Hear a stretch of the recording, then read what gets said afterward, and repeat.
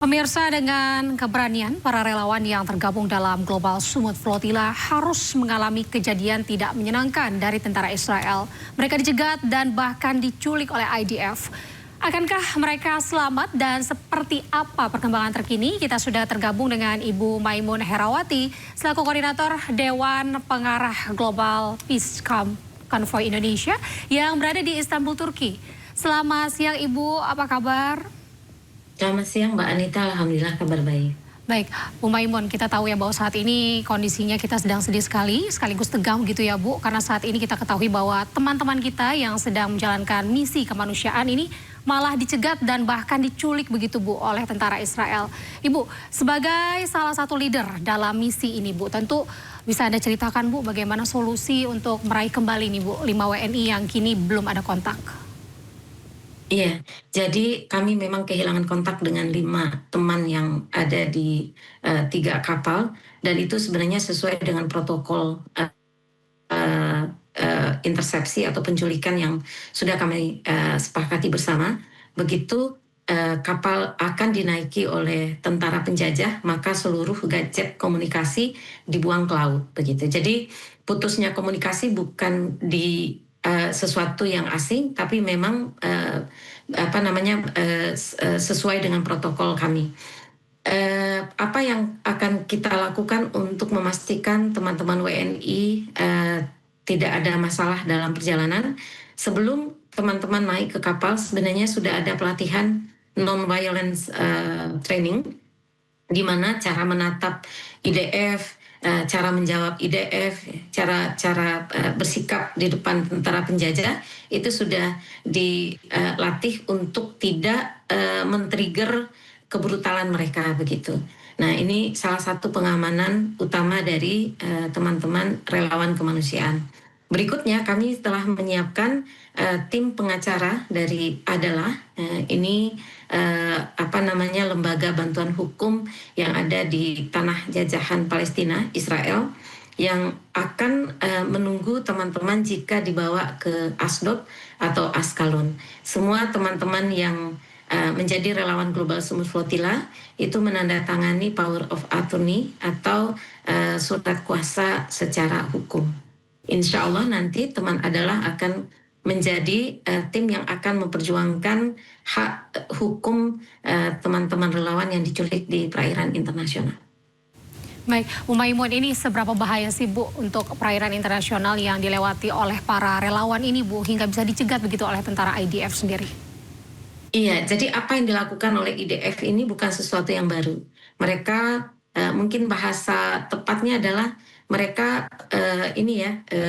bajak laut, begitu. Karena sejatinya perairan internasional ini boleh dan aman digunakan oleh siapapun, termasuk kapal-kapal yang membawa bantuan senjata. Tadi di dalam berita iNews disebut ada pesawat yang membawakan bom dari Amerika kepada Israel. Di perairan internasional juga ada kapal yang membawakan bom dari Eropa untuk Israel. Jadi sebenarnya sangat aman, baik oleh para penjahat kemanusiaan ataupun masyarakat sipil yang bergerak, misalnya membawa seperti minyak atau bahan-bahan ekspor impor melalui jalur internasional.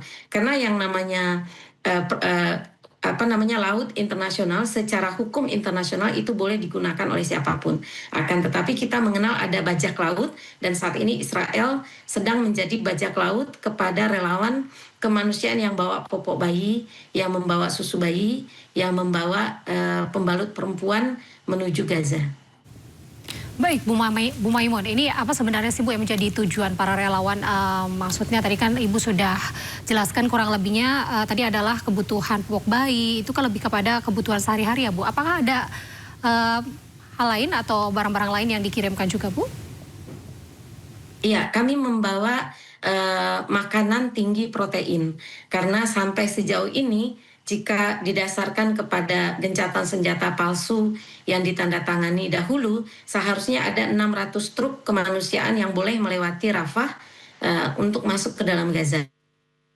Tapi sejatinya hanya kisaran 100 truk saja yang bisa masuk, itu jauh di bawah kebutuhan yang ada, sehingga sejuta masyarakat Gaza masih di fase kelaparan. Nah, adapun 100 truk yang diizinkan masuk oleh Israel penjajah, makanan tinggi protein itu tidak diizinkan. Yang mereka banyak izinkan itu malah coklat dan makanan-makanan tinggi gula yang tidak akan membantu proses perbaikan tubuh yang sudah mengalami kekurangan nutrisi sejak lama.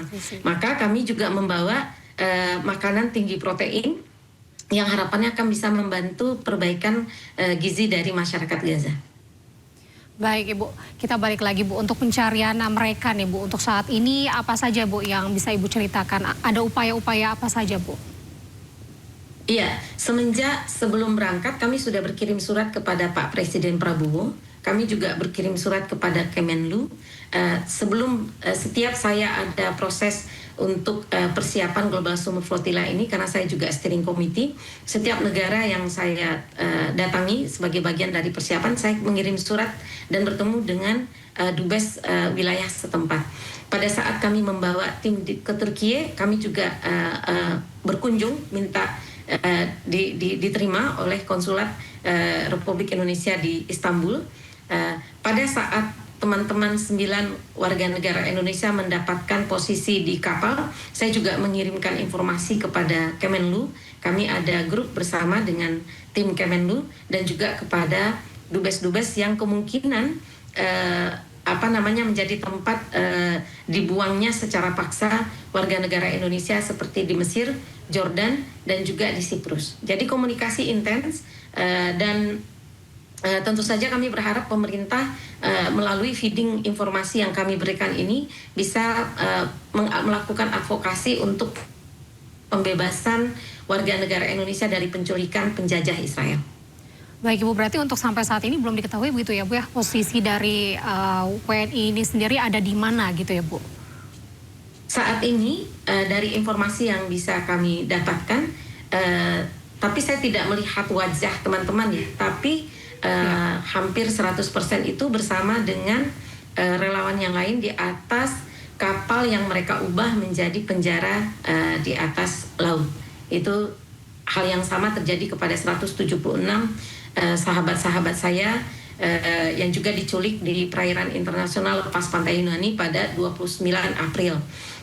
Kalau kami analisa ada 2 kapal serupa yang saat ini sedang ada di sekitar fleet, di sekitar flotilla kami, sehingga hampir 300 teman-teman kemungkinan besar ada di kapal penjara tersebut. Baik Bu Maimun, ini seberapa besar Bu kemungkinan mereka untuk bisa kembali lagi bersama-sama dengan Ibu di tempat yang aman tentunya Bu?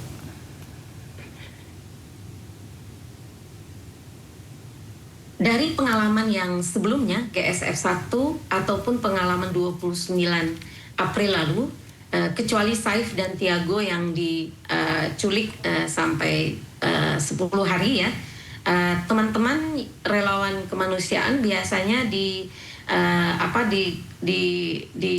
dipaksa deportasi ya, itu dalam hitungan waktu sekitar antara 5 hari sampai 10 hari dari pertama diculik.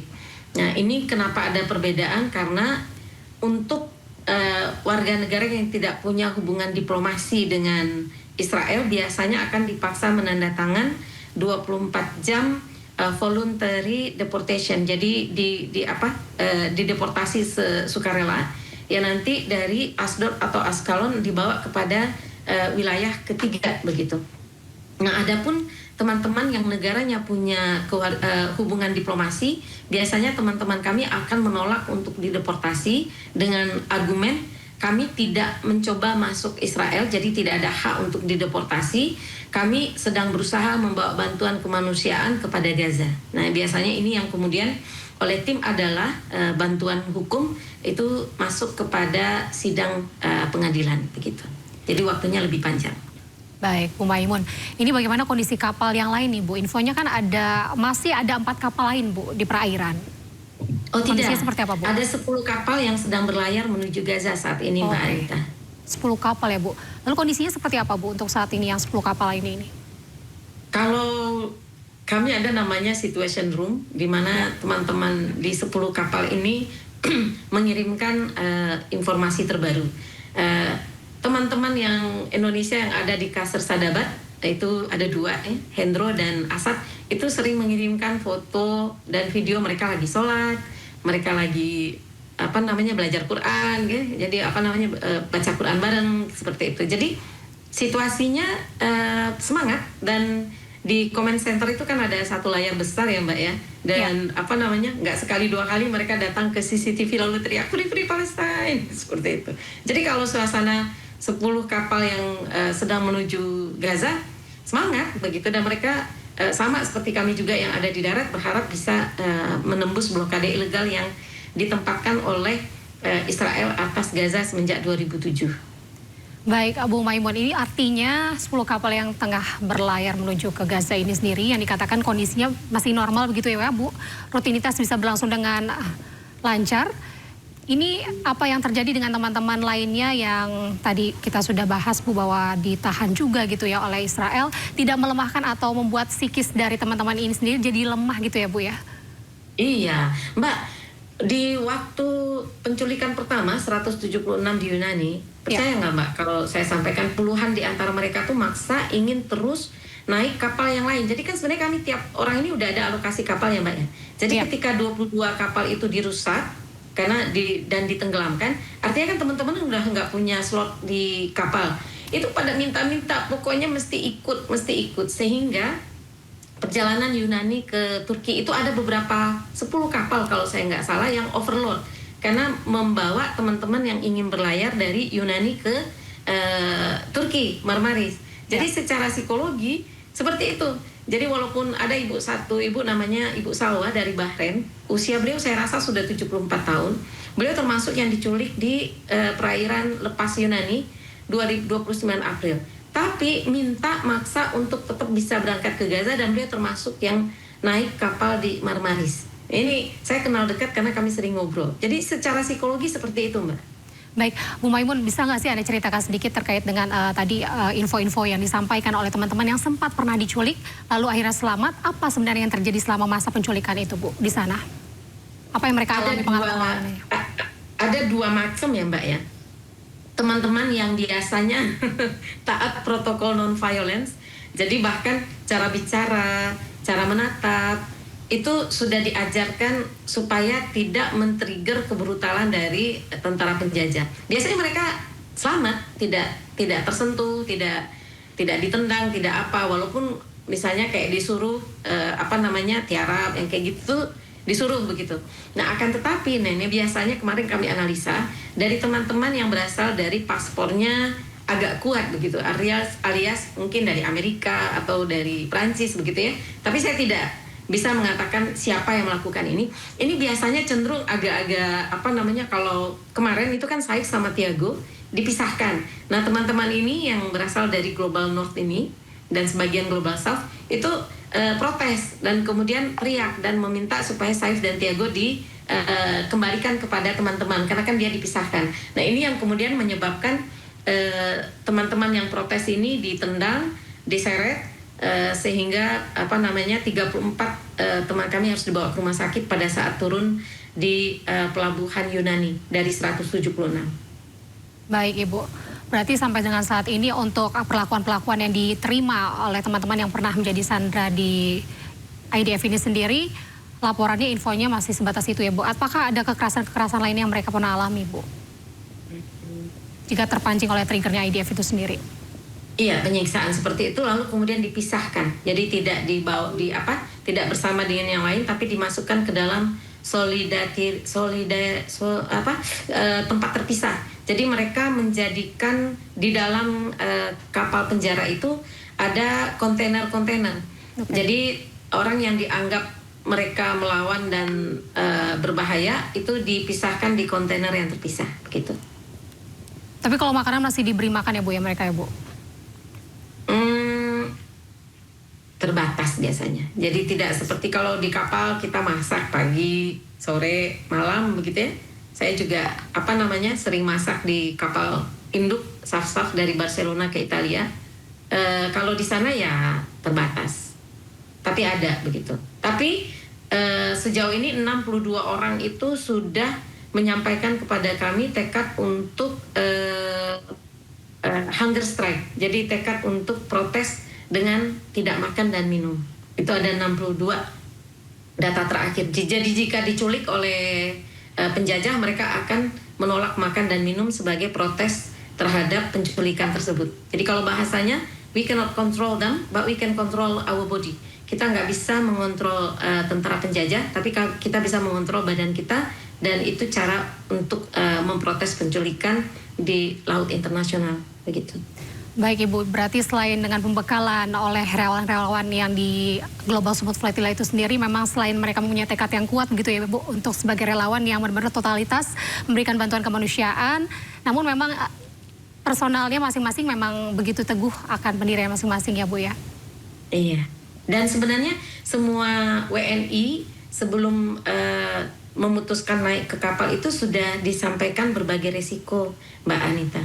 Dan kemudian ditanya apakah akan terus naik kapal atau mundur. Karena tidak ada masalah juga jika mundur. Bahkan jika mundur, misal mundur di Marmaris, boleh gitu, tidak ada masalah. Jadi tidak ada pemaksaan. Yang berangkat memang para relawan kemanusiaan yang tidak bisa berhenti melihat genosida terus dilakukan oleh Israel atas Palestina. Begitu Mbak. Baik Ibu. Bu Maimun, terima kasih banyak atas waktunya sudah bergabung dengan iNews pada siang hari ini Ibu. Salam sehat selalu, semoga tetap semangat Bu sebagai salah satu leadernya di Global Smooth Flotilla. Selamat siang Ibu Maimun, salam sehat selalu. Selamat siang Mbak Anita. Ya pemirsa, kita ke informasi selanjutnya, namun kita jeda berikut. Usai berikut ini tetaplah di Breaking News.